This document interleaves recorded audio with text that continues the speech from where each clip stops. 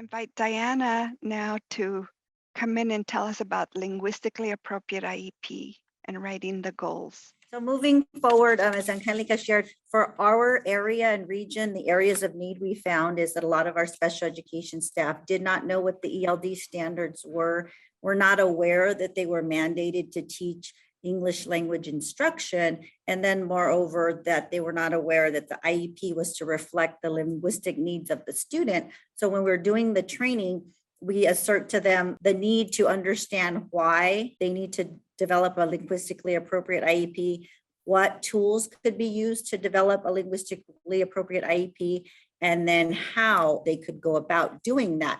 So we really based the whole training on the theoretical framework of adult learning theory. We really focused on the learners being self-directed because we know the research shows that adults will just dismiss anything if we're just talking at them, that we are very problem-solving oriented and needs to relate to our job or our experiences. So we tried as much as possible virtually to keep that engagement going. So as you see, as we kind of unravel each section, we try to make it interactive and have them apply the specific content to their own work and learning experience. So looking at why we need to develop an IEP, a linguistically appropriate IEP, we made the case, like Angelica shared, it's a legal mandate, federally, state. We looked at case law. Then we also discussed the moral imperative, as Angelica shared. So when we first started this journey in presenting the training, it was a 2-day training. We focused on implicit bias and kind of dispelling the notion that being an English learner is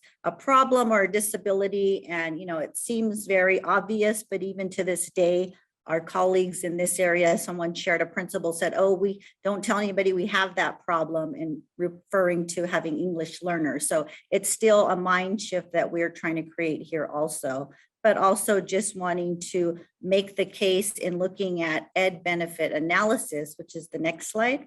So we focus a lot of our content in this section that we want to have the student gain ed benefit. So we take the time to define what educational benefit is, and we look at specifically the 2 cases that are aligned to ed benefit case law. So we look at Rowley, and then we also look at Andrew F. So in defining what ed benefit is, so we know Rowley was the first Supreme Court case that found that students should gain ed benefit under IDEA, but they did not, it was not to full potential. So then we have in 2017, Andrew F. asserting, well, it needs to be right with rigor in light of the student's circumstance. So then adding a little more content there to help us understand what it means for a student being required to gain educational benefits. So using that lens, we assert to our participants that you want to ensure that your IEP is not only legally compliant, but it addresses the linguistic needs of the student throughout the IEP. So the visual shows really the needs of the EL learner being threaded throughout the IEP. So we try to kind of leave that visual with the student to remind them, we want the IEP to be connected, remembering that assessments drive the present levels drive the goals, and the goals should guide and drive and inform the programs and services. So again, the standard analysis based on those decisions, we talk about these questions when we're analyzing an IEP. Is the student gaining educational benefit? Is the IEP reasonably calculated? Is it a child making progress in light of their circumstance? And are the objectives rigorous?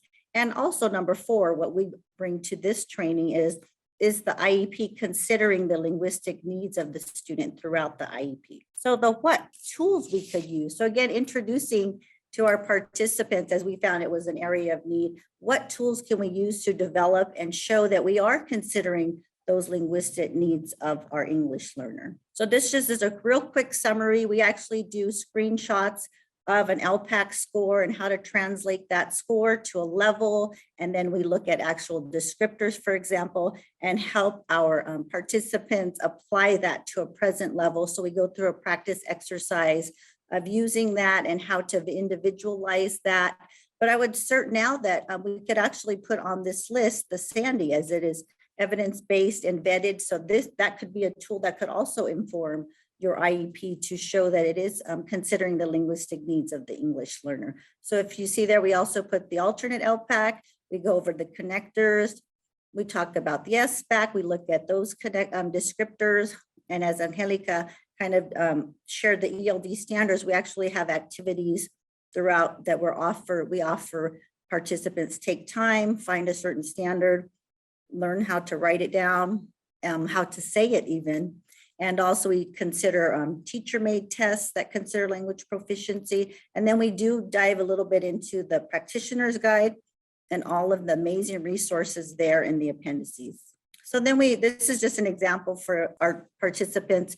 We kind of look at an actual score sheet, take the number, we translate it, and then look at our descriptors. And then, so we do go through that for each of the tools that we offer as like Angelica shared, that were vetted by the state, also, proven to be research-based. So we go through those activities and then we move on to how we actually do that. So really the application piece, and we look at each page of the IEP. So we walk through the IEP and look at how those pages could be connected in addressing the linguistic needs of our English learner. So an example here is we share out a presence level example that does consider the linguistic needs of a student.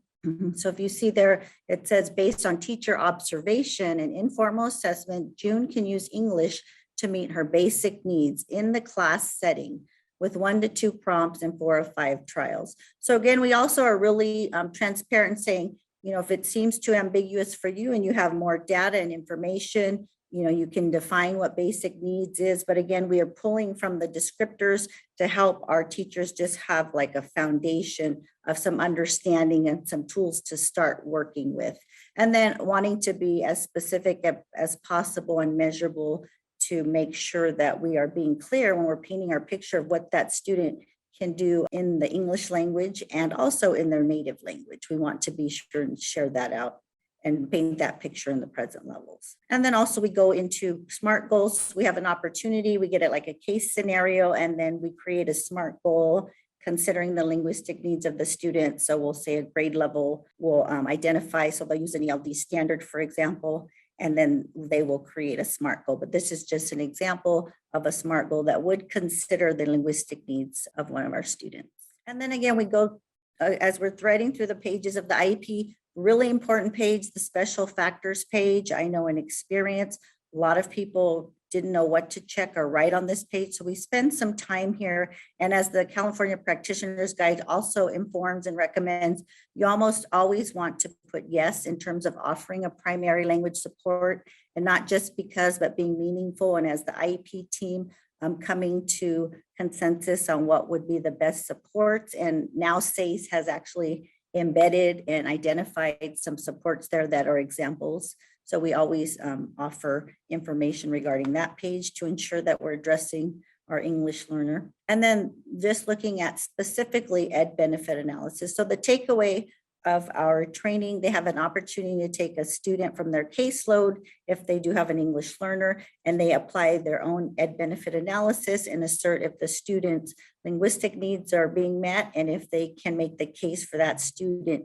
gaining educational benefit. And we do reference the Practitioner's Guide. Appendix 5.1 is an amazing resource to check off. So we use that checklist as a guide. This was an asynchronous activity, and then they submitted the responses at the end of this module of the training. So the recommendation, again, from the Practitioner's Guide, and again, it's not a mandate, but it's recommended that you would want to mark yes.